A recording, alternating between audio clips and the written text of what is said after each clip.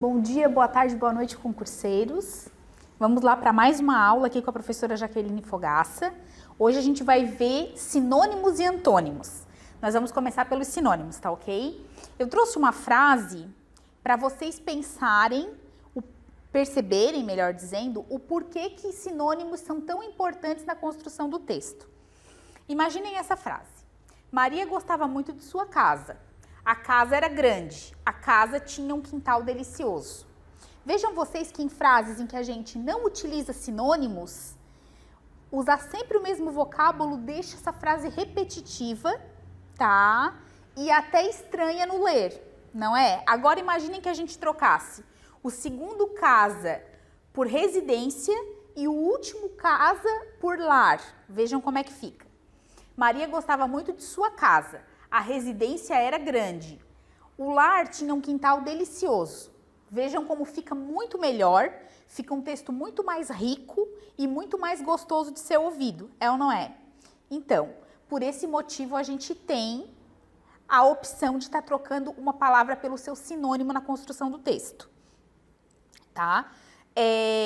Os sinônimos são palavras que têm significados próximos. Nem sempre são significados equivalentes, às vezes são apenas próximos. É por isso que a gente tem o sinônimo perfeito e o que não é perfeito. Justamente porque nem todo sinônimo tem a mesma carga semântica do seu equivalente, tá ok? Eu vou dar alguns exemplos. Por exemplo, casa, lar e moradia, tá? Casa e moradia têm sinônimos muito mais próximos do que casa e lar. Casa e lar já não é tão próximo porque casa, a gente pode estar se referindo mais à estrutura física e lar, a sensação de se sentir acolhido pela família. Então, por esse motivo, é que nem sempre os sinônimos são perfeitos. Em questão aos sinônimos lar e moradia para a palavra casa, depende muito qual é o sentido que a gente quer dar, tá? Para dizer que lar é um sinônimo perfeito ou não. Depende da carga emotiva nesse caso aqui, certo? Vamos ver alguns outros sinônimos, tá? Longe e distante são sinônimos perfeitos, porque eles dão essa ideia de distância, tá? De separação. Delicioso e saboroso também são sinônimos bem próximos, então a gente disse que são sinônimos perfeitos. Carro e automóvel também são sinônimos perfeitos. Por quê? Porque tem a mesma carga semântica. Vamos observar que o sentido dessas palavras, eles se aproximam mais ou menos quando eles são ou não sinônimos perfeitos. Mas acontece que sempre ele tem que dar a mesma ideia. Independente se é um sinônimo perfeito ou não, a mesma ideia a gente tem que estar transmitindo. Eu vou trazer para vocês algumas comparações entre os sinônimos perfeitos e os imperfeitos. Vamos começar com os perfeitos. A palavra bonita e bela, léxico e vocabulário, morrer e falecer, após e depois, idioma e língua, alfabeto e abecedário, brado e grito, avaro e avarento, continuar e prosseguir. São alguns exemplos de sinônimos perfeitos, tá? Com a ideia, né, bem próxima mesmo de significado, cada vez mais próximo. Algumas vezes a gente tem agora nos sinônimos imperfeitos a mesma ideia, porém não tão próxima quanto nos perfeitos, né? Vejam bem, trabalho e emprego, feliz e alegre, gordo e obeso, cidade e município, córrego e riacho, e bela e formosa. Esses últimos são exemplos de sinônimos imperfeitos. Certo, gente? Gente, e qual a relação dos antônimos? Bem, os antônimos são muito mais fáceis, tá? Da gente estar respondendo questões do que os sinônimos, porque eles são ideias contrárias e ponto. É isso, simples assim. Não tem essa questão de antônimo perfeito e antônimo que não é perfeito, como nos sinônimos, né? Por causa da aproximação do significado. Porque o antônimo, ele sempre vai ser o contrário, simples assim, certo? Eu vou dar alguns exemplos de antônimos para vocês.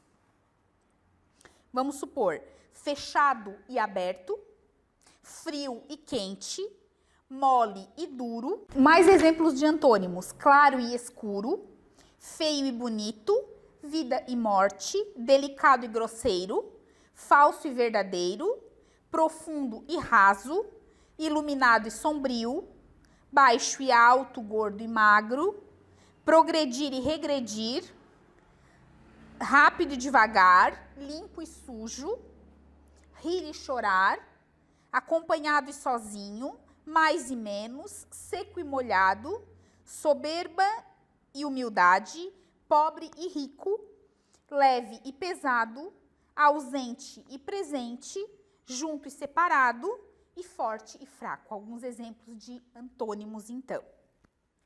Então, na questão de número 1, a pergunta é: em qual das alternativas abaixo as palavras destacadas são antônimas? Na frase de número 1, Mauro era um rapaz belo e Leonardo muito lindo. São sinônimos, então não é a número 1. A número 2, Rafaela esbanjava alegria na festa. Ao vê-la, Henrique sorria de tanta felicidade. Alegria e felicidade também sinônimos, não são perfeitos, mas são sinônimos. Não serve a frase de número 2 também. A frase de número 3 diz: João era um homem certo em todos os negócios. Já Eduardo fazia tudo sempre errado. Então, aqui nós temos a palavra certo e a palavra errado, que são antônimos. É a frase, então, de número 3, a opção correta. Mas vamos conferir a de número 4, que diz: o carinho do amigo fazia com que Teresa aos poucos retomasse o afeto que sentia por ele. Novamente, carinho e afeto são sinônimos. Não são perfeitos, mas são sinônimos, né? O que prova, então, que a número 3 é a opção correta. Frase de número 3. Agora, eu tenho aqui uma tabelinha, e essa tabela, ela pede os sinônimos de cada palavra. Sinônimo, não importa se é perfeito ou não é perfeito. Então, vamos. Nós temos a palavra longe, feio, calmo, enfermo, saboroso, enxergar, contemplação, adversidade e adversidade, que é a última, certo? Vou dar uma dica para vocês. Dá uma pausa agora no nosso vídeo, resolva esse exercício e depois volta comigo que eu vou trazer a resposta para você. Essa questão dos sinônimos parece simples e é simples, né? A gente só fica muito mais em dúvida quando é perfeito ou imperfeito, e os antônimos não têm essa questão. Porém, para produzir um texto, inclusive a redação do concurso, você precisa evitar a repetição de palavras, e aí você vai precisar de sinônimos, sempre, certo? As questões com sinônimos e antônimos, elas tendem a ser mais simples, porque a ideia é fácil. É isso que eu estou passando para vocês, certo? Na hora de pensar um sinônimo, quando ele te dá uma opção, é que a gente fica um pouco mais em dúvida. E agora? Qual sinônimo eu coloco aqui? Então, vamos resolver essa questão, que é a questão de número 2, onde vocês vão ter essa experiência, essa oportunidade de estar dando sinônimos para palavras, certo? Que eu já listei aqui para vocês.